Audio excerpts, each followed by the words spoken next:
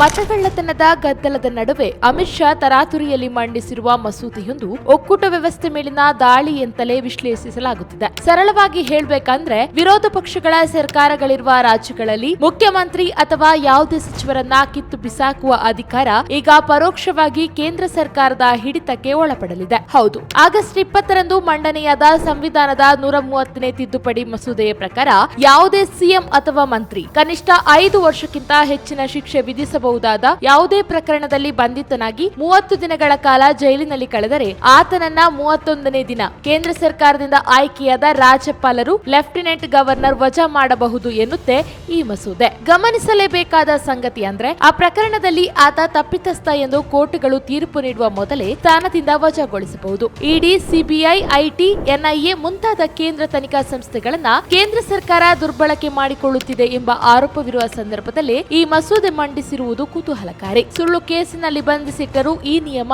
ಅನ್ವಯವಾಗಲಿದೆ. ಇದೇ ನಿರ್ಣಯ ಪ್ರಧಾನಮಂತ್ರಿ ಮತ್ತು ಕೇಂದ್ರ ಸಚಿವರಿಗೂ ಅನ್ವಯಿಸುತ್ತದೆ ಎಂದು ಮಸೂದೆ ಹೇಳುತ್ತದಾದರೂ ತನಿಖಾ ಸಂಸ್ಥೆಗಳು ಕೇಂದ್ರ ಸರ್ಕಾರದ ಪ್ರಭಾವದಲ್ಲಿ ಕೆಲಸ ಮಾಡುವುದರಿಂದ ಪ್ರಧಾನಿಯನ್ನಾಗಲಿ ಅಥವಾ ಪ್ರಧಾನಿಯವರ ಒಪ್ಪಿಗೆ ಇಲ್ಲದೆ ಕೇಂದ್ರ ಸಚಿವರನ್ನಾಗಲಿ ಬಂಧಿಸುವಷ್ಟು ಧೈರ್ಯ ತೋರುವ ಸಾಧ್ಯತೆ 0. ಇದರಿಂದ ಉಂಟಾಗುವ ಪರಿಣಾಮಗಳು ಭಯಾನಕ. ಬಿಜೆಪಿಯನ್ನ ವಿರೋಧಿಸುತ್ತಿರುವ ಯಾವುದೇ ರಾಜ್ಯ ಸರ್ಕಾರವನ್ನ ತಕ್ಷಣವೇ ಅಸ್ಥಿರಗೊಳಿಸಬಹುದು. ಎನ್ಡಿಎ ಮೈತ್ರಿಕೂಟದ ನಾಯಕರು ಸಹ ಶರಣಾಗದಿದ್ರೆ ಈ ಭೀತಿಗೆ ಗುರಿಯಾಗುತ್ತಾರೆ. ಈ ಮಸೂದೆ ಮಂಡಿಸಲು ತೋರುತ್ತಿರುವ ತರಾತುರಿಯು ಅನುಮಾನ ಹೆಚ್ಚಿಸುವಂತಿದೆ. ಅಧಿವೇಶನ ಆರಂಭಕ್ಕೂ ಮುನ್ನ ಈ ಮಸೂದೆ ಕಲಾಪದ ವೇಳಾಪಟ್ಟಿಯಲ್ಲಿ ಸ್ಥಾನ ಪಡೆದಿರಲಿಲ್ಲ. ಆದರೆ ಆಗಸ್ಟ್ 19ರಂದು ಸಂಸದೀಯ ವ್ಯವಹಾರ ಸಚಿವ ಕಿರಣ್ ರಿಜಿಜು ಮತ್ತು ಕಾರ್ಯದರ್ಶಿ ಉತ್ಪಲ್ ಕುಮಾರ್ ಸಿಂಗ್ ಅವರಿಗೆ ಪತ್ರ ಬರೆದ ಶಾ ಈ ಮಸೂದೆಗೆ ವಿಶೇಷ ಸಮಯಾವಕಾಶ ನೀಡಿ ಎಂದು ಕೇಳಿದ್ದಾರೆ. ಯಾವುದೇ ಮಸೂದೆ ಮಂಡನೆಗೂ ಮುನ್ನ ಎಲ್ಲಾ ಸಂಸತ್ ಸದಸ್ಯರಿಗೂ ಅದರ ಒಂದು ಪ್ರತಿ ಬಹಳ ಮುಂಚೆಯೇ ಲಭ್ಯವಿರಬೇಕು ಎಂದು ನಿಯಮ ಸಂಖ್ಯೆ 19A ಮತ್ತು